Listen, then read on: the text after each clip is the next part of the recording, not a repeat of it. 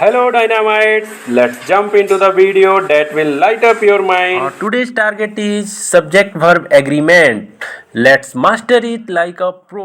अब हम देख लेते हैं सब्जेक्ट वर्ब एग्रीमेंट। क्या होता है यह सब्जेक्ट वर्ब एग्रीमेंट?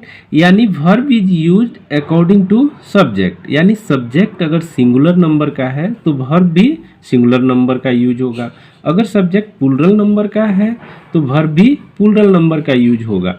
लेकिन इसी के साथ हमने देखा है कि ऑल के साथ हमें कन्फ्यूजन हो जाता है कि जब भी हम ऑल यूज करते हैं तो हमें कभी इज लगाना पड़ता है, कभी आर लगाना पड़ता है, यानी कभी सिंगुलर वर्ब यूज होता है, कभी प्लूरल वर्ब यूज होता है। तो ये कन्फ्यूजन दूर करने के लिए आप याद रख सकते हैं कि ऑल अगर थिंग्स के लिए यानी किसी वस्तु के लिए यूज हुआ है तो हम उसके साथ सिंगुलर वर्ब का यूज करते हैं। सिंगुलर वर्ब क्या होता है? इज एम आर, ईज होता है, इज और पास्ट टेंस में वाज होता है ना। तो जैसे हमें बोलना है कि ऑल इज वेल, ठीक, तो इससे हमें क्या पता चलता है? ऑल इज वेल से यानी हमारा सब कुछ ठीक है, यानी हम भी ठीक हैं और हमारे जो बिलोंगिंग्स हैं, हमारे जो सामान हैं, वो सारी चीज़ ठीक है, तब हम क्या बोलेंगे? All is well. ठीक, ऐसे ही अगर हमें एक सेंटेंस मिलता है all is well that ends well, अगर लास्ट सही होगा, ठीक है, तो सब कुछ सही होगा, है ना। All is not diamond that glitters, तो यहाँ पे क्या होता है कि सभी डायमंड क्या है? चमकते नहीं हैं। ठीक, तो डायमंड क्या है? एक वस्तु है। और यहाँ भी जब हम देख रहे हैं सेकंड सेंटेंस में तो हमें एक वस्तु का ही पता चल रहा है कि या फिर हमारे किसी काम का पता चल रहा है कि हम कोई काम कर रहे हैं और अगर लास्ट में वो काम बिल्कुल सही है तो यानी हमारा सारा काम सही है। और यही चीज़ अगर ऑल हम किसी व्यक्ति के लिए यूज करते हैं, किसी पर्सन के लिए यूज करते हैं, तो यहाँ पे वर्ब क्या होता है?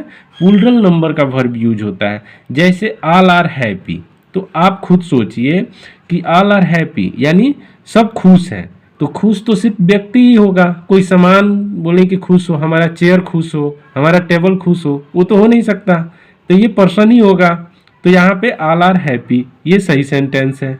ऑल हैव कम हियर, यानी सब यहाँ आ चुके हैं, तो भाई कोई सामान तो आएगा नहीं, वो कोई व्यक्ति ही है। बॉयज हो सकते हैं, गर्ल्स हो सकते हैं, मेन हो सकते हैं, वुमेन हो सकते हैं।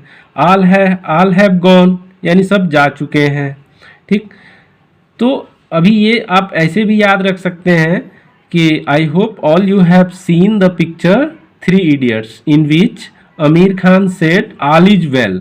तो वो कहाँ पे इशारा कर रहा है? अपने हार्ट के पास इशारा कर रहा है, all is well, all is well, यानी कि सब कुछ सही है।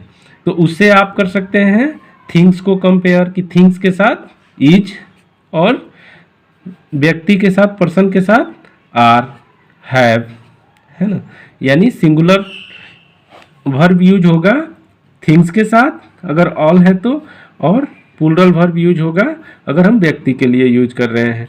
ऐसे ही हम आ जाते हैं कि प्लूरल नाउन है हमारे पास, लेकिन वो एक क्वांटिटी है जिसको हम काउंट कर सकते हैं। जैसे मान लीजिए कि पैसा हो गया, कोई वस्तु हो गया, या काउंटिंग की जो चीज़ें हैं, और उसको हम एक होल यूज करते हैं, यानी संपूर्ण यूज करते हैं। तो उसको हम कैसे बनाते हैं ऐसे सेंटेंस को? जैसे यहाँ हम देख रहे हैं कि 50,000 रुपीज़ आर अ बिग सम। इसमें सब्जेक्ट क्या है? 50,000 रुपीज़, जो एक प्लूरल सब्जेक्ट है। और सब्जेक्ट वर्ब एग्रीमेंट क्या करता है कि प्लूरल सब्जेक्ट के साथ प्लूरल वर्ब यूज होता है, यानी प्लूरल वर्ब आर। तो इस प्रकार तो ये सही यूज हुआ है। लेकिन एक रूल क्या कहता है कि अगर हम कोई क्वांटिटी को एज ए होल यूज करते हैं, जैसे जो भी काउंट करने वाली चीज़ें हैं, मैथमेटिक्स के नंबर्स हैं, इनको एज ए होल यूज करते हैं, तो बेशक वो प्लूरल सब्जेक्ट है लेकिन उसके साथ वर्ब क्या होता है? सिंगुलर यूज होता है। यानी यहाँ पे क्या? इज यूज हो जाएगा, यानी 50,000 rupees is a big sum, यानी 50,000 rupees as a singular subject use हो जाएगा। ऐसे ही 12 डजन मेक अ ग्रॉस, तो 12 डजन क्या है? प्लूरल देखने में लग रहा है, लेकिन एज ए होल जब यूज होता है तो ये क्या यूज होगा? 12 डजन, ये एक सिंगुलर वर्ब यूज होगा। और ये प्रेजेंट इंडिफिनिट का टेंस है, तो प्रेजेंट इंडिफिनिट में सिंगुलर के साथ क्या लगता है? वर्ब में एस या एस लगता है, तो हम मेक में एस लगा देंगे, मेक्स हो जाएगा, यानी 12 डजन मेक्स अ ग्रॉस।